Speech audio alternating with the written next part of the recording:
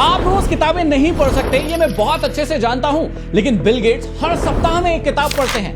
Elon Musk ने किताब पढ़ पढ़कर रॉकेट बनाना सीख लिया और चार्ली मंगर ने किताबों को ही असली वेल्थ कहा है। ऐसा क्या सीक्रेट छुपा है इन किताबों में जिसे जानकर ये लोग समझदार और अमीर बन गए? आइए मैं आपको मेरे द्वारा पढ़ी गई 97 किताबों का सीक्रेट बताता हूं सिर्फ 10 मिनट में, जिसको जानकर आप लोग समझदार और अमीर इंसान बन सकते हैं। सबसे पहली किताब है awaken the giant with in, जिसने मेरी लाइफ को चेंज करके रख दिया। इसमें लिखा है lots of people know what to do but few people actually do what they know. इसका हिंदी है कि कई लोग जानते हैं कि क्या करना है, लेकिन कुछ ही लोग करते हैं जो वो जानते हैं। उदाहरण के लिए हजारों लोग हैं जो ये बात जानते हैं कि YouTube पर कंटेंट बनाकर पैसे कमाए जा सकते हैं, लेकिन कुछ ही लोग हैं जो यहाँ पर कंटेंट क्रिएट करके पैसे कमा रहे हैं। मतलब जानने और करने में बहुत बड़ा अंतर होता है। जानते तो कई लोग हैं, लेकिन करने वालों का प्रतिशत कम है, इसीलिए सफल लोगों का प्रतिशत भी कम है। तो लेसन है, जानने से जरूरी है करना। इसी किताब का दूसरा लेसन है there is a difference between being interested in something and being committed to it. इसका हिंदी है कि इंटरेस्टेड होने में और कमिटेड होने में बहुत बड़ा अंतर है। इसे भी एक उदाहरण से समझते हैं। मान लीजिए कि 100 लड़के 100 लड़कियों को गर्लफ्रेंड बनाने में इंटरेस्टेड है, लेकिन जब उन लड़कियों ने लड़कों को शादी करने के लिए कहा तो वो कमिटेड होने से पीछे हट गए। आप भी अपने जीवन में बहुत सारी चीजों में इंटरेस्टेड तो होते हैं, लेकिन अपने आप से पूछिए कि आप उसके लिए कमिटेड है या फिर नहीं, क्योंकि सफलता कमिटमेंट से ही मिलती है। इसी किताब का तीसरा लेसन है repetition is the mother of all the skills. इसका हिंदी है बारंबारता ही स्किल्स की जननी होती है। ब्रूस ली ने एक बार कहा था कि मैं उन लोगों से कभी नहीं डरता हूं जिन्हें 100 प्रकार के मूव्स आते हैं, लेकिन मैं उस व्यक्ति से जरूर डरता हूं जिसने एक ही मूव की प्रैक्टिस 100 बार की है। और ब्रूस ली यही समझाना चाह रहे थे, repetition is the mother of all the skills. जब आप किसी चीज को बार बार करते हैं तो आपका उसमें एक्सपर्ट बनना तय है। इसी किताब की चौथी बात से मैंने बहुत कुछ सीखा है। I became an excellent public speaker because rather than once a week I book my self to speak 3 times a day। यहां रॉबिन्स हमें समझा रहे हैं कि मैंने एक अच्छा पब्लिक स्पीकर बनने के लिए सप्ताह में अपने आप को एक बार बुक करने की जगह एक दिन में अपने आप को 3 बार बुक किया स्पीच देने के लिए। इसे उदाहरण से समझते हैं। राम और श्याम दोनों को ही गिटार बजाना सीखना था। राम हर दिन 1 घंटे 1 सप्ताह तक गिटार बजाना सीखता है, जबकि श्याम हर दिन 7 घंटे गिटार बजाना सीखता है। अब देखिए, राम ने हर दिन 1 घंटा गिटार बजाया, मतलब 7 दिनों में उसने 7 घंटे प्रैक्टिस की, जबकि श्याम ने यहां पर हर दिन 7 घंटे गिटार बजाया 1 सप्ताह तक, मतलब उसकी जो मेहनत है वो है 49 घंटों की। अब राम कितनी भी कोशिश कर ले, श्याम से आगे नहीं बढ़ सकता है। आप भी इस फॉर्मूले का इस्तेमाल अपनी स्किल्स को इंप्रूव करने के लिए कीजिए। ज्यादा समय दीजिए ताकि आपकी स्किल्स ज्यादा इंप्रूव हो। दूसरी किताब है अल्केमिस्ट, जिससे आप बहुत कुछ सीख सकते हैं। अल्केमिस्ट की पहली सीख है कि जब आप कुछ चाहते हैं तो उसे हासिल करने में सारा संसार एकजुट होकर आपकी मदद करने लगता है। शाहरुख खान की मूवी ओम शांति ओम का ये डायलॉग तो आपने सुना ही होगा कि अगर किसी चीज को शिद्दत से चाहें तो पूरी कायनात आपको उससे मिलाने के लिए जुट जाती है। शायद इसी किताब से ये डायलॉग लिया गया है। अब आप इसे मैनिफेस्टेशन कहें या पावर ऑफ सबकॉन्शियस माइंड, जब भी आप किसी चीज को वाकई में शिद्दत से चाहते हैं और उसके लिए मेहनत करते हैं तो वो चीज आपको जरूर मिलती है। इसी किताब का दूसरा लेसन है कि ऐसी किसी चीज को देने का वादा नहीं करना चाहिए जो तुम्हारे पास अभी नहीं है। इसे एक उदाहरण से समझते हैं कि मान लीजिए आपके पास 1000 रुपए है, तो आप उसमें से 500 रुपए किसी को देने का वादा कर सकते हैं। लेकिन यदि आपके पास 1000 रुपए है तो आप किसी को 10,000 रुपए देने का वादा नहीं कर सकते हैं। और यदि आप ऐसा कर रहे हैं तो आप उस व्यक्ति को झूठी उम्मीद दे रहे हैं। ये उम्मीद आज नहीं तो कल जरूर टूटेगी, इसलिए आपको ऐसा वादा नहीं करना चाहिए जो आपको पता है कि आप पूरा नहीं कर सकते हैं। अगली किताब का नाम है लोक व्यवहार, जिसने लोगों के साथ कैसे बिहेव करना है इस बारे में बहुत ही अच्छी सीख दी है। इस किताब की पहली सीख है कि किसी की आलोचना करने से कोई फायदा नहीं होता है, क्योंकि इससे सामने वाला व्यक्ति अपना बचाव करने लगता है, बहाने बनाने लगता है या तर्क देने लगता है। आपको क्या लगता है कि जब आप किसी व्यक्ति की बुराई करते होंगे तो उस व्यक्ति के मन में आपके लिए क्या भाव रहते होंगे? जवाब आपको पता है, नकारात्मक भाव। इसका मतलब कि कभी भी किसी की आलोचना जब तक जरूरी नहीं हो तब तक आपको नहीं करना चाहिए। इसी किताब की दूसरी लर्निंग है, याद रखें किसी व्यक्ति का नाम उसके लिए सबसे ज्यादा महत्वपूर्ण होता है और मधुरतम शब्द होता है। जब भी आप किसी व्यक्ति का नाम याद रखते हैं और उसे उसके नाम से बुलाते हैं तो उसके दिल में आपके लिए स्पेशल जगह बन जाती है। कोशिश करें कि जिन भी लोगों से आप मिले उनका नाम याद रखें और उन्हें उनके नाम से ही बुलाएं। और इसी किताब की अगली लर्निंग है कि बड़े से बड़ा आलोचक भी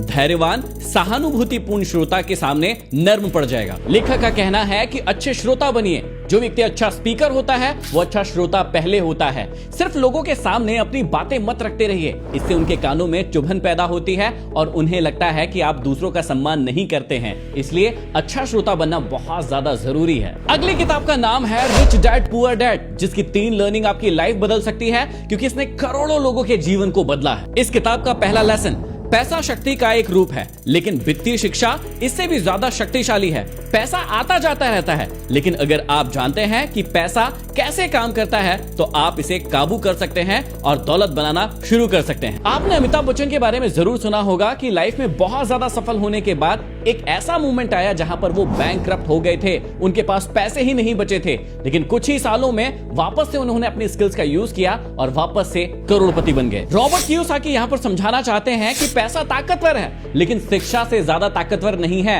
यदि आपके पास फाइनेंशियल एजुकेशन है या फिर स्किल है तो उसका यूज करके आप वापस से पैसा कमा सकते हैं और इंप्रूव हो सकते हैं। अगली सीख में रॉबर्ट कहते हैं कि संपत्ति मेरे जेब में पैसा डालती है, जबकि दायित्व मेरे जेब से पैसा बाहर निकालती है। जब भी कोई व्यक्ति नया नया पैसा कमाना शुरू करता है तो वो एक महंगी कार के पीछे भागता है। याद रखिएगा, एक महंगी कार एक संपत्ति नहीं बल्कि एक दायित्व है। महंगी कार का एवरेज कम होगा, इसलिए उसमें पेट्रोल ज्यादा लगेगा, उसका इंश्योरेंस भी महंगा होगा और यदि उसका सर्विसिंग कराने जाएंगे तो वो भी महंगा होगा। इसका मतलब ये आपके लिए एक दायित्व बन जाएगा। रॉबर्ट समझाते हैं कि शुरुआत के सालों में व्यक्ति को अपनी संपत्ति को बढ़ाना चाहिए, ना कि दायित्व को। संपत्ति को बढ़ाकर जो धन उसके पास आएगा उससे उसे अपने सपने पूरा करना चाहिए। अगली किताब का नाम है टाइम मैनेजमेंट, जो आपके टाइम को बचाना सिखाएगी और अपने टाइम को कैसे प्रोडक्टिव बना सकते हो, कम समय में कैसे ज्यादा अचीव कर सकते हो, उसके बारे में सिखाती है। इसमें सबसे पहले हम सीखते हैं 20-80 प्रिंसिपल के बारे में। पेरेटो के अनुसार आपकी 20% प्राथमिकताएं आपको 80% परिणाम देती है, जबकि बाकी 80% प्राथमिकताएं आपको सिर्फ 20% परिणाम देती है। इसे एक उदाहरण से समझते हैं। जब आप स्कूल में थे तो वहां पर एग्जाम होता था और अलग अलग नंबर के प्रश्न आते थे। कुछ प्रश्न 2 नंबर के होते थे, कुछ 3, कुछ 5 और कुछ 10। आप 2 नंबर वाले प्रश्नों को पहले सॉल्व करना शुरू करते थे, जिसमें आपका बहुत सारा समय चला जाता था, और बाद में आखिरी में आते थे 10 नंबर वाले प्रश्न, जिसमें आपके पास समय नहीं बचता था। जबकि आपको इसका उल्टा करना चाहिए था। पेरेटो के नियम के अनुसार जो प्रश्न आपको 10 नंबर दे रहे थे, 5 नंबर दे रहे थे, आपको उन्हें पहले समय देना था, क्योंकि वो आपको ज्यादा नंबर दे रहे हैं। जबकि आपको 2 नंबर और 3 नंबर वाले प्रश्नों को आखिरी के लिए छोड़ना था, क्योंकि वो आपको कम अंक दे रहे हैं। आपके दिन भर में भी ऐसे कई काम होते हैं जो आपको कम रिजल्ट देते हैं लेकिन समय बहुत खाते हैं। उससे अच्छा है आप उन कामों पर पहले फोकस कीजिए जो कम समय लेंगे लेकिन आपको ज्यादा रिजल्ट देंगे। इसी किताब में टाइम बचाने का एक बहुत ही अच्छा एग्जांपल दिया है। सामान्य स्थिति में आप 6 मिनट में 1 किलोमीटर दौड़ते हैं, लेकिन अगर कोई खूंखार कुत्ता आपका पीछा कर रहा हो तो आप कितनी तेजी से भागेंगे? जाहिर है आप 6 मिनट से बहुत कम समय में 1 किलोमीटर की दूरी को तय कर लेंगे। आपके पीछे का खूंखार कुत्ता आपके लिए डेडलाइन है, जो कि आपको समय से पहले काम करने पर मजबूर कर रहा है। और कई बड़े लोग टास्क को पूरा करने के लिए डेडलाइन देते हैं अपने आप को और अपनी टीम को कि इस निर्धारित समय में आपको ये काम पूरा करना है। इसका इस्तेमाल आप भी कर सकते हैं किसी टास्क को पूरा करने के लिए। अगली किताब का नाम है इमोशनल इंटेलिजेंस, जो one of the best book है। इसकी सबसे पहली लर्निंग है students who are anxious, angry और डिप्रेस्ड डोंट लर्न। इसका मतलब जो भी बच्चे चिंतित होते हैं, स्ट्रेस में होते हैं या फिर डिप्रेशन में होते हैं, वो कभी भी चीजों को लर्न नहीं कर पाते हैं। आप भी सीखने के लिए कई घंटे लगाते हैं, लेकिन वो चीज आपके दिमाग में नहीं जाती है और आप सोचते रह जाते हैं कि मैं ये चीज कर क्यों नहीं पा रहा हूं, सीख क्यों नहीं पा रहा हूं। अपने आप से प्रश्न पूछिएगा कि कहीं आप एंग्शियस तो नहीं है, कहीं आप स्ट्रेस में तो नहीं है, या आपको डिप्रेशन तो नहीं है, क्योंकि यदि ऐसा है तो आपकी लर्निंग एबिलिटी कम हो जाती है, आप कम सीख पाते हैं। इसी किताब में सिंपैथी और एम्पैथी सिस्टम को भी समझाया गया है। जब आप किसी के भाव को ऊपरी मन से ऐसे ही समझने की कोशिश करते हैं तो उसे सिंपैथी कहते हैं, मतलब सहानुभूति। लेकिन जब आप डीप कनेक्शन किसी के साथ करते हैं और किसी के दुख में शामिल होते हैं, किसी के सुख में शामिल होते हैं और वैसा ही फील करते हैं जैसा उसे फील हो रहा है, तो इसे एम्पैथी कहते हैं, मतलब समानुभूति। और कहा जाता है कि यदि आपको ह्यूमन बिहेवियर को बहुत अच्छा बनाना है तो आपको लोगों के साथ एम्पैथी रखना चाहिए। अगली किताब है the art of reading mind, जो आपको लोगों का मन पढ़ना सिखाती है। इस किताब का पहला लेसन है if I were you I would feel exactly the same. यदि आपको किसी व्यक्ति के दिल की बात को बाहर निकलवाना है और आप नहीं निकाल पा रहे हैं, आपको बस इतना कहना है कि यदि मैं आपकी जगह होता तो मैं भी यही फील कर रहा होता। इससे होता यह है कि व्यक्ति को लगता है कि आप उसकी भावनाओं को समझ पा रहे हैं, वो क्या फील कर रहा है उस बात को समझ पा रहे हैं, और इसकी वजह से वो व्यक्ति अपने दिल की बात आपको शेयर कर देता है। यदि विश्वास नहीं हो तो अगली बार जब भी किसी व्यक्ति के दिल की बात आपको बाहर निकलवाना है और यदि वो दुखी है, परेशान है, चिंतित है, तो आपको सिर्फ इतना कहना है कि यदि मैं आपकी जगह होता तो मैं भी यही फील कर रहा होता, बताइए मुझे आपको क्या समस्या है, और देखना वो व्यक्ति आपको अपनी प्रॉब्लम शेयर कर देगा। इसी किताब की अगली सीख है whenever you do something, if you notice that it does not work, stop whenever it is that you are doing and do something else। कहने का मतलब साफ है कि यदि आप कोई काम कर रहे हैं और आपको लग रहा है कि इसमें कोई रिजल्ट नहीं निकल रहा है, कुछ भी नहीं हो पा रहा है, तो आपको उस काम को बंद कर देना चाहिए और या तो उस काम को अलग ढंग से, अलग तरीके से करना चाहिए या कोई अलग काम करना चाहिए। इसी किताब की बहुत अच्छी सीख है कि जब भी आपका कोई भी इमोशन अपने हाईएस्ट फॉर्म पर जाता है, आपका दिमाग काम करना बंद कर देता है। कई बार आपको गुस्सा आता होगा और आप कुछ ऐसा कर बैठते हैं जो आप नहीं करना चाहते हैं। आपने सोचा भी नहीं होगा कि मैं ऐसा कर दूंगा, लेकिन बाद में आप अपने आप को कहते हैं कि यार ये मेरे से कैसे हो गया। हमेशा याद रखिएगा, कोई भी इमोशन जब भी अपने हाईएस्ट फॉर्म पर जाता है, आपके अंदर चाहे कितनी ही अकल हो, वो अकल काम करना बंद कर देती है, क्योंकि आपके इमोशंस आपके ऊपर हावी हो जाते हैं और आप उस काम को भी कर बैठते हैं जो आप करना नहीं चाहते हैं। इसलिए अपने इमोशंस को बैलेंस में रखना सीखिए। अगली किताब का नाम है 22 इम्यूटेबल लॉज ऑफ बिजनेस। यदि आप बिजनेस शुरू करना चाहते हैं तो इस किताब को पढ़े बिना बिजनेस शुरू मत करना, क्योंकि इसमें बहुत सारे सीक्रेट छुपे हुए हैं। इस किताब का सबसे अच्छा लेसन है if you can't be first in a category, set up a new category you can be first in. यहां पर लेखक कहना चाहते हैं कि यदि आप कोई बिजनेस शुरू कर रहे हैं और उसमें आप पहले 2 पायदानों में नहीं देखते हैं अपने आप को, तो आपको एक नई कैटेगरी क्रिएट करना चाहिए जिसमें आप पहले 2 पायदानों में हो। ध्यान से सोचकर देखिए कि हर ब्रांड कैटेगरी में पहले 2 नाम ही ऐसे होते हैं जो आपको याद होते हैं और उसके बाद के सारे फीके पड़ जाते हैं। यदि मैं आपके सामने टूथपेस्ट की बात करता हूं तो आपको कोलगेट और पेप्सोडेंट का नाम ही याद आएगा। यदि मैं आपके सामने ऑनलाइन शॉपिंग की बात करूं तो आपको अमेजॉन या फ्लिपकार्ट का नाम ही याद आएगा। यदि मैं आपके सामने बाइक की बात करूं तो आपके सामने हीरो, होंडा, टीवीएस, बजाज जैसी कंपनियों का ही नाम आएगा। तो यदि आप कोई ब्रांड या बिजनेस बनाने जा रहे हैं तो याद रखिए कि या तो आप उसके टॉप 1 या 2 में हो, और यदि आप नहीं हैं तो आप अपनी खुद की कैटेगरी बनाइए और उसमें टॉप 1 या 2 बनिए। और अगली किताब है बेबीलोन का सबसे अमीर आदमी, जो आपको पैसों की गलतियां जो आप करते हैं उन गलतियों को होने से आपको बचाएगी। इस किताब का पहला लेसन जो मुझे बहुत अच्छा लगता है, हमारे जरूरी खर्चे हमारी कमाई के साथ बढ़ते जाएंगे अगर आप इन्हें रोकने की कोशिश नहीं करते हैं। यदि आपको पता हो तो माइक टायसन इस दुनिया के सबसे अमीर फाइटर बने, जिनके पास बहुत सारा पैसा था और उसके साथ उनके शौक भी बहुत महंगे थे।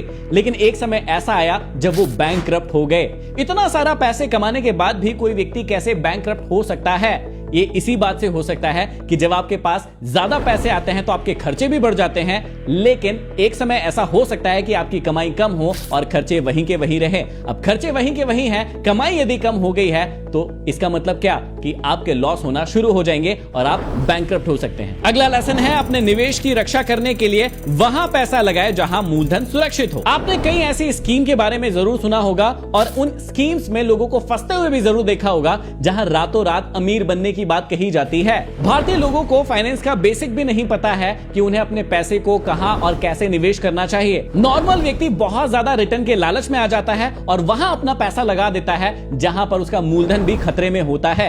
हमेशा याद रखिए, जब भी आप निवेश करें सबसे पहले अपने प्रिंसिपल या मूलधन की सुरक्षा को देखें और उसी के बाद निवेश करें। चाहे कम रिटर्न मिले लेकिन मूलधन सुरक्षित होना बहुत ज्यादा जरूरी है। और अगला लेसन है कि अगर तुम अपने दोस्त की मदद करना चाहते हो तो इस तरह करो कि दोस्त का भार तुम पर ना आए। यहां पर मैं अपनी पर्सनल कहानी बताता हूं। मेरे दोस्त का भाई और उसका दोस्त जो कि सुसाइड करने जा रहा था क्योंकि उसने लोगों से पैसा उधार ले रखा था और अब वो पैसा नहीं चुका पा रहा था। अब वो सुसाइड करने जा रहा था तो दोस्त को उस पर दया आ गई और उसने मेरे दोस्त से कहा कि आप अपने दोस्त से पैसा लेकर आइए। उस व्यक्ति ने आकर मुझसे पैसे मांगे कि एक व्यक्ति सुसाइड करने जा रहा है क्योंकि उसकी बहुत सारी उधारियां हैं, यदि अभी वो उधारियां चुक जाएगी तो वो सुसाइड करने से बच जाएगा। मैंने उसे समझाया कि ऐसे मामलों से तुम्हें दूर रहना चाहिए क्योंकि इसमें हमारे रिश्ते भी खराब हो सकते हैं, और वो व्यक्ति नहीं माना। उसने जैसे तैसे मुझे समझाया और मुझसे पैसे लेकर चला गया।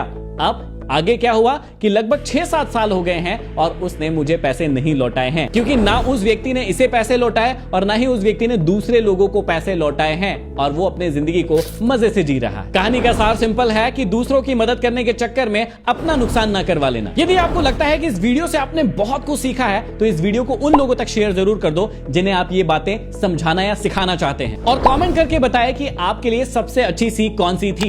यदि सब्सक्राइब नहीं किया है तो सब्सक्राइब कर लीजिए, और यदि YouTube से पैसा कैसे कमाना है ये सीखना है तो इस वीडियो को जरूर देखिए। धन्यवाद।